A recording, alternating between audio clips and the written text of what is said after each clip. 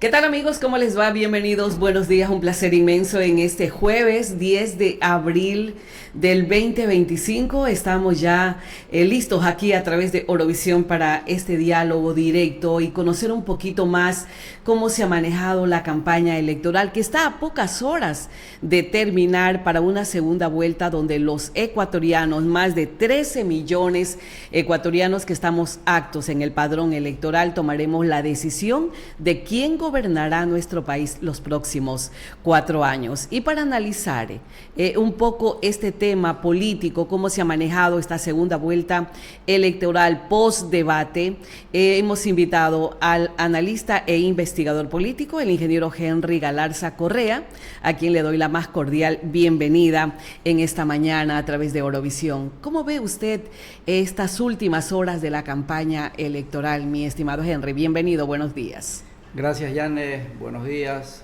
gracias a usted, a su audiencia también. A ver, es una campaña electoral donde se va a elegir al presidente y vicepresidente próximos. Está el presidente candidato Daniel Noboa, está la candidata Luisa González.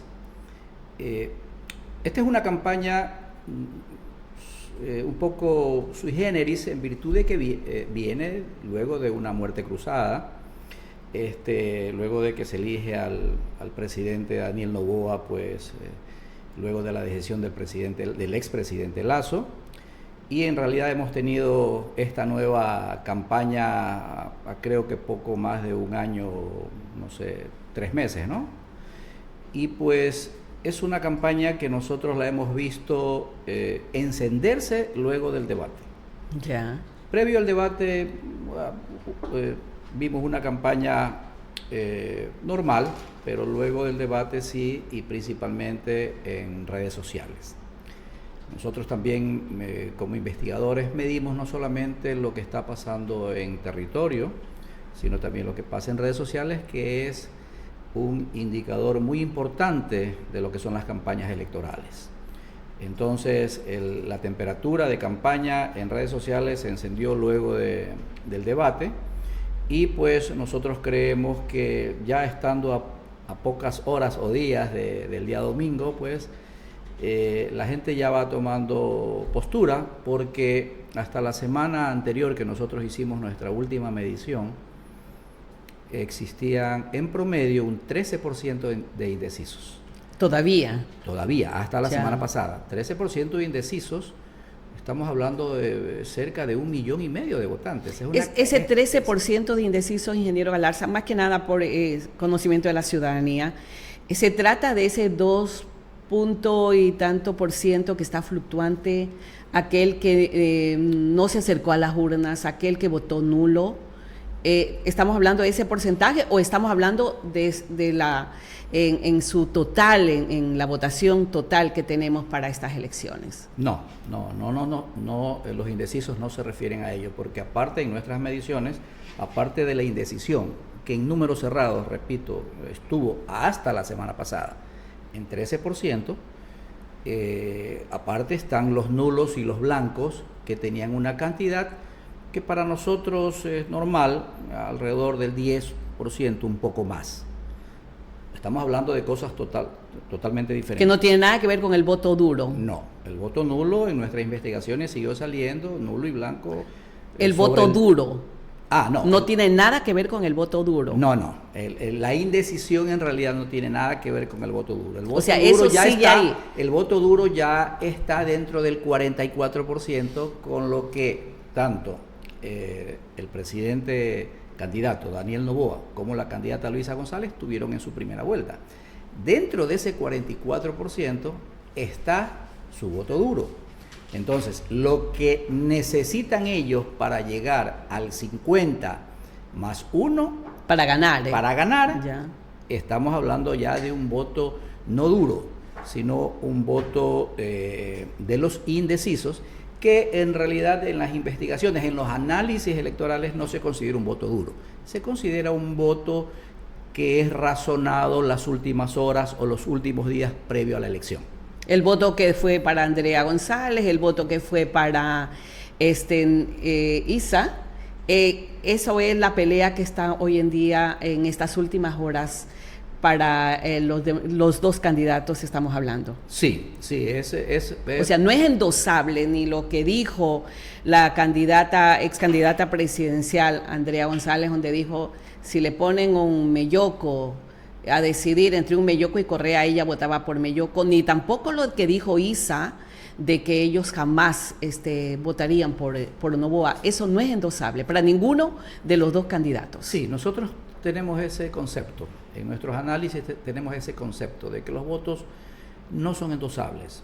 Parcialmente sí, pero no totalmente. Es decir, las posturas de los ex candidatos, como la señora Andrea González y el candidato Leonidas Issa, el ex candidato Leonidas Issa, esas posturas en realidad sirven para sus análisis, sirven para sus encuentros con sus seguidores, pero en realidad el votante como tal toma una decisión.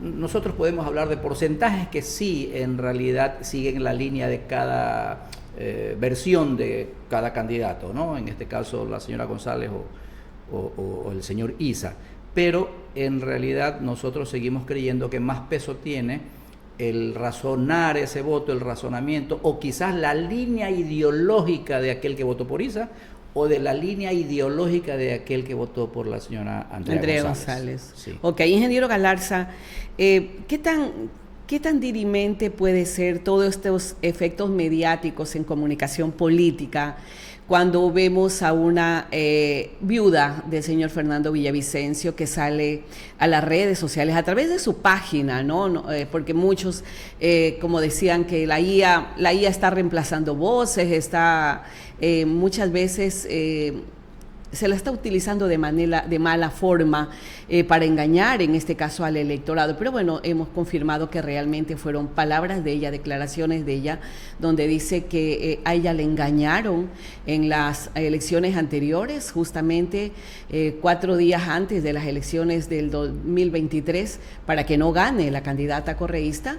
Dice que ella diga que un testigo protegido había dicho que los responsables del magnicidio de Fernando Villavicencio era de la Revolución Ciudadana. Esto de alguna forma pesó muchísimo en esas elecciones. ¿Cómo puede ser dirimente estas declaraciones en ese voto de indecisión que hasta el momento existe, cuando ella habla claramente de que todo fue un engaño de la Fiscalía, incluso también incluye al presidente Daniel Noboa, que están haciendo de todo para que todo quede en la impunidad y no se conozca a los verdaderos responsables de este crimen de Estado, según lo que ha dicho la propia viuda de Fernando Villavicencio? ¿Esto puede calar en la conciencia de los ciudadanos en el momento de decidir en las urnas el próximo 13 de abril?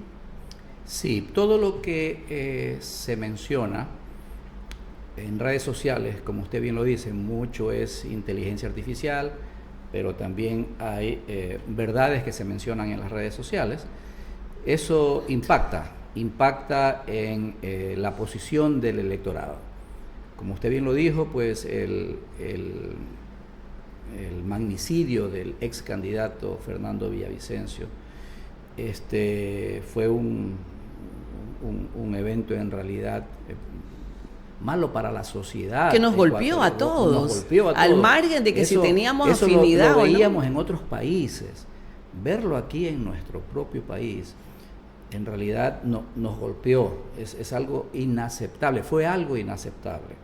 Y ese fue un evento que sí impactó muchísimo en la campaña, ¿no? Impactó muchísimo en la campaña electoral del año 2023. Entonces, nosotros podemos afirmar de que esos eventos que son fluidos en redes sociales impactan en la campaña, ¿no? Entonces, nosotros, por eso es que yo le decía previamente, las redes sociales tienen un peso muy importante dentro del análisis y dentro de la decisión del electorado.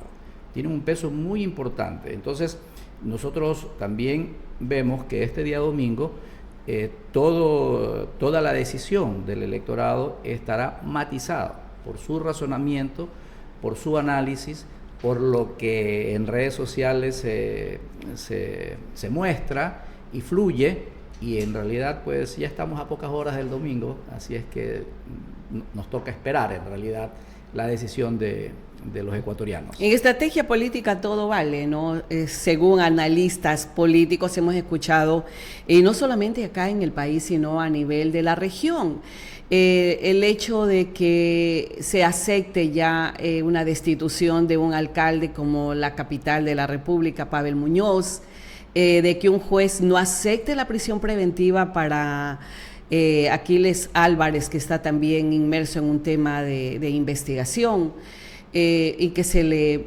coloque, sí, el grillete, ¿no? Todo eso no puede influir de una manera mediática en los ciudadanos de esas dos ciudades tan importantes, las más grandes del país, y que muchos consideran de que se está utilizando el poder gubernamental para poder hacer ese tipo de acciones. ¿Eso también no le podría ser un boomerang, en este caso, para el candidato presidente? A ver, nosotros, dentro de nuestros principios como empresa investigadora, no creemos que en campañas electorales todo vale. No, nosotros creemos que sí hay un límite, que sí hay hitos que no se deben pasar, que sí hay líneas rojas como la ciudadanía conoce. Entonces, somos fervientes creyentes de que una campaña electoral debe ser llevada con altura, porque nosotros nos estamos dirigiendo a ciudadanos a quienes debemos respeto. No podemos en realidad enfilar una campaña electoral. Siempre nuestras asesorías tienen como precepto este concepto básico: hacer una campaña con altura, hacer una campaña con verdad, hacer una campaña con propuestas, hacer una campaña que tenga como fin el bienestar del ciudadano. Bueno, esa es la lógica y la ética, pero lamentablemente eso no pasa. Las líneas rojas creo que ha traspasado de ambos bandos, pero pensemos en el consumidor, en el ciudadano. En el ciudadano. De manera mediática. En su bienestar. Por supuesto. Ese debe ser el fin. La política en realidad tiene un fin, que es el bienestar ciudadano. Ese es el fin de la política. Y ese es el concepto básico que debe tener todo candidato que aspira a una dignidad de elección popular. El fin, hay muchísimos fines, pero el fin máximo es el bienestar del ciudadano, el bienestar de la gente. El deber ser. Exactamente. Ese debería ser el deber ser. Ante todos estos acontecimientos que estamos viviendo, unas verdades dichas a medias, otras mentiras dichas a través de redes sociales, que es el gran impacto que estamos teniendo hoy en día en la sociedad. La comunicación es tan mediática que no todo el mundo tiene tiempo para corroborar o para confirmar si realmente lo que escucha, lo que dicen, lo que ve es verdad, ¿sí? ¿Cómo usted cree que están las tendencias y patrones según sus...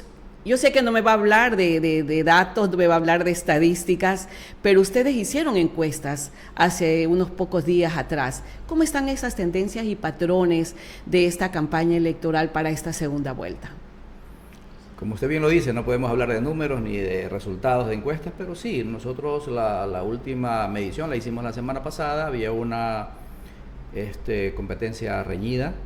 O sea, ¿sigue habiendo ese empate técnico? A ver, la semana pasada había una competencia reñida que ya a estas alturas no debe estar así, porque ese 13% de indecisión que hubo la semana pasada, estamos hablando de más de 1 millón de votos. Más de 1 millón de votos. Si comparamos con la diferencia que hubo en la primera vuelta entre los dos candidatos, menos de 20.000 votos. Así, 17, algo así. 19.000, algo así. Algo así, menos de 20.000. Compare eso con la indecisión.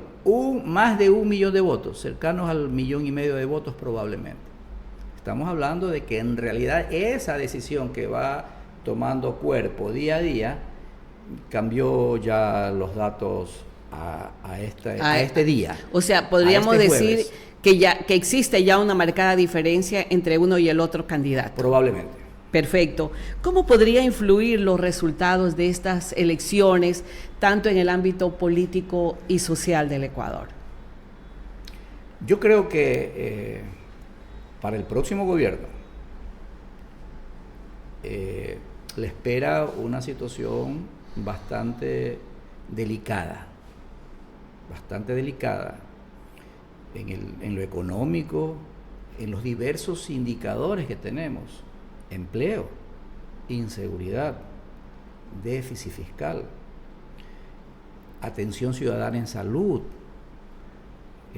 atención ciudadana en los diferentes entes estatales como el registro civil, etcétera. En realidad espera un trabajo arduo, que debe ser un trabajo, como lo mencioné hace unos minutos, enfocado en el bienestar del ciudadano, enfocado en que el ciudadano pueda tener los servicios estatales de mejor manera. Entonces, en el tema salud, repito, en el tema de educación y en todos los servicios que tiene. Y el tema de seguridad, ¿no? Que creo que es uno de los más grandes desafíos. Pero cuando vemos también una asamblea que también está como un empate técnico, ¿no? Hablándolo así de una manera sencilla, ¿cómo va a ser la gobernabilidad para el próximo presidente o presidenta del Ecuador? Cuando hay desafíos tan grandes como lo dijimos, no solamente el tema de seguridad, ingeniero Henry Galarza, tenemos un desafío enorme como es el tema energético, donde hubieron miles de millones de dólares en pérdidas y que hasta el momento la industria, la empresa, el comercio, el emprendedor no se ha podido levantar. Exactamente. Yo creo, ahora que usted mencionó a la Asamblea Nacional, a la próxima Asamblea Nacional, yo creo que la misma presión de lo que hemos conversado, la inseguridad, la salud, la educación, la energía, yo creo que todos esos temas empujarán para que en realidad se dé la gobernabilidad que se necesita de mayo en adelante, de tal forma de que el Ecuador pueda empezar a resolver estos temas. Entonces, usted tocó el tema de la crisis energética. Es verdad, en el año 2023 la crisis energética hizo perder al país cerca de 500, 700 millones de dólares. El año pasado eso llegó a creo que 3.000 o 5.000 millones de dólares. 7.000 dicen las cámaras. Unos 7.000 millones de dólares. Entonces, de pérdidas. Es una cantidad. 500 millones por día, o sea, 500 era algo de loco, 80 ¿no? millones por día. 80 millones por día, sí. Imagínense. Entonces, el Ecuador no puede esperar más. El Ecuador no puede esperar más. Hablando de la situación energética. Porque eso es lo que le está preocupando al ciudadano, la gobernabilidad. A ver, si gana Luisa González, la asamblea, la parte que tiene el partido oficialista, ¿va a dejar gobernar a Luisa González? O si gana Noboa, el candidato presidente, a la RC, los adeptos también de RC, los que van a unirse a este gran bloque, ¿van a dejar gobernar al candidato presidente? Esa es la preocupación que tenemos la mayoría de ecuatorianos.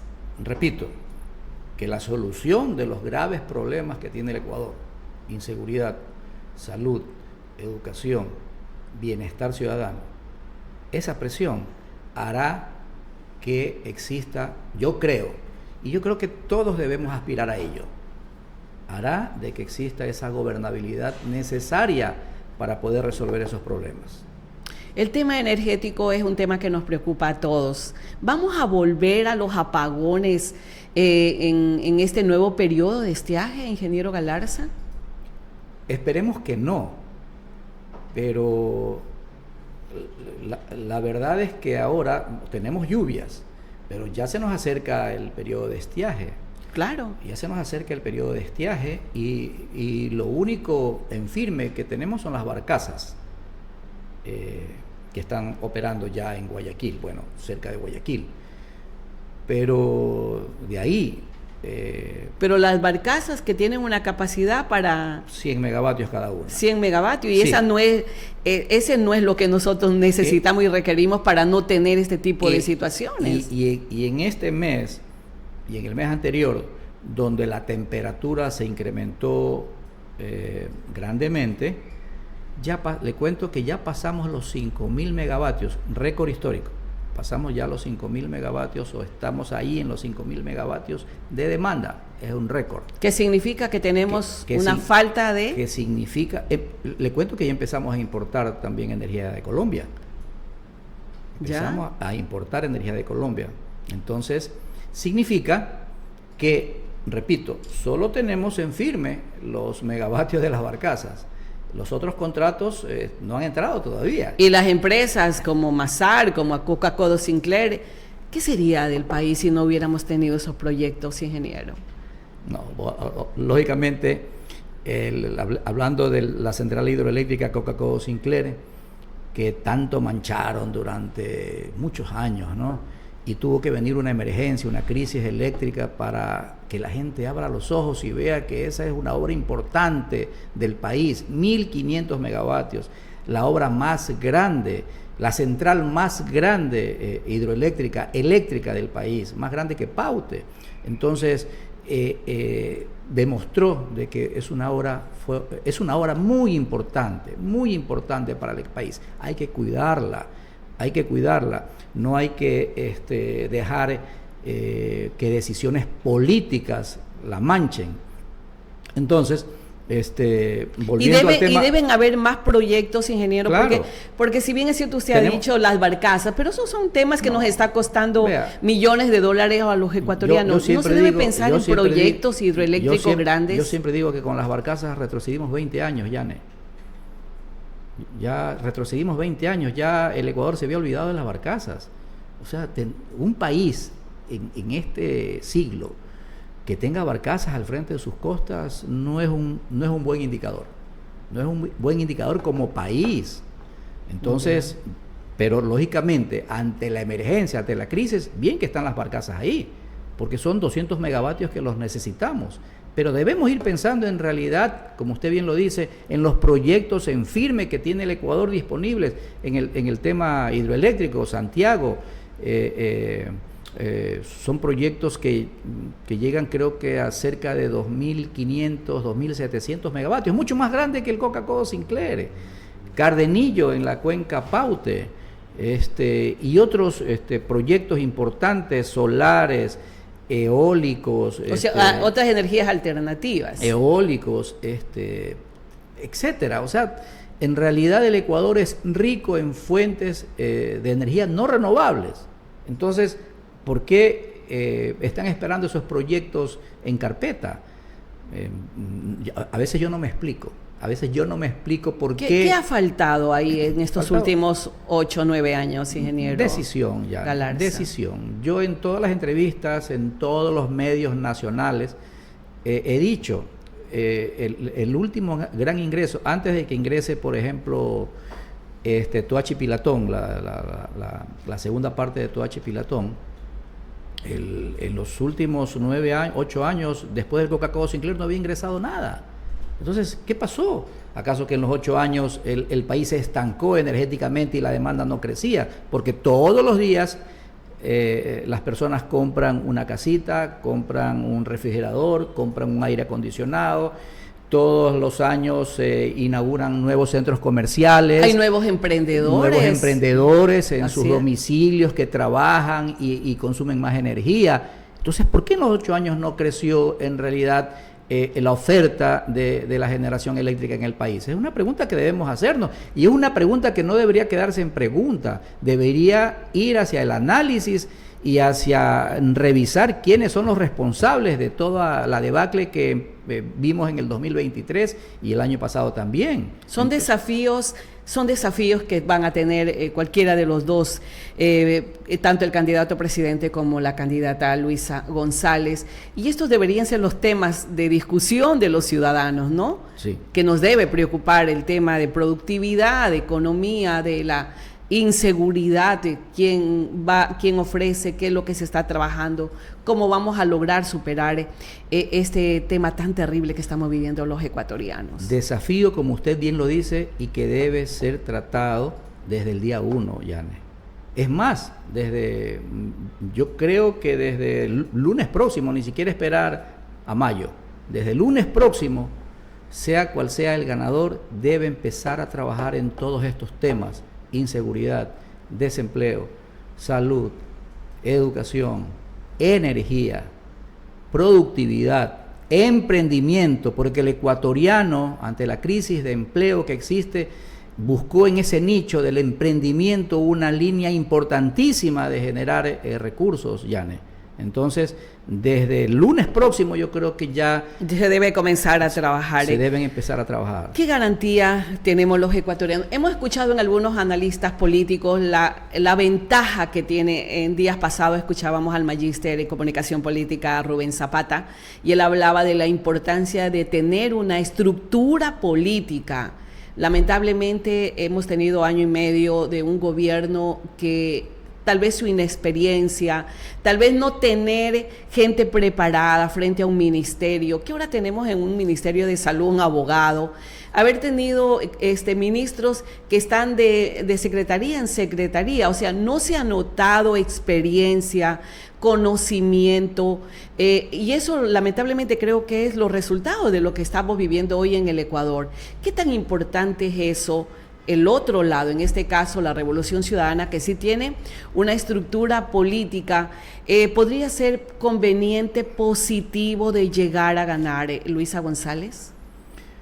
En realidad, sea quien sea, y no solamente hablando de este año, de aquí en el futuro, el Ecuador debe disponer en cada una de las carteras de Estado, en todas, en realidad, en todas, no solamente de lo que hablamos, en energía, en electricidad, en minas, en educación, en salud, no, en todas, en turismo, deben estar al frente personas con capacidad, personas con experiencia, en realidad para garantizar de que en realidad el país empiece a forjar su futuro realmente, porque lo hemos venido hablando durante años. Yo creo que en estos últimos años hemos visto la necesidad de que el Ecuador reinicie en todos los aspectos un país mejor, porque, repito, el fin político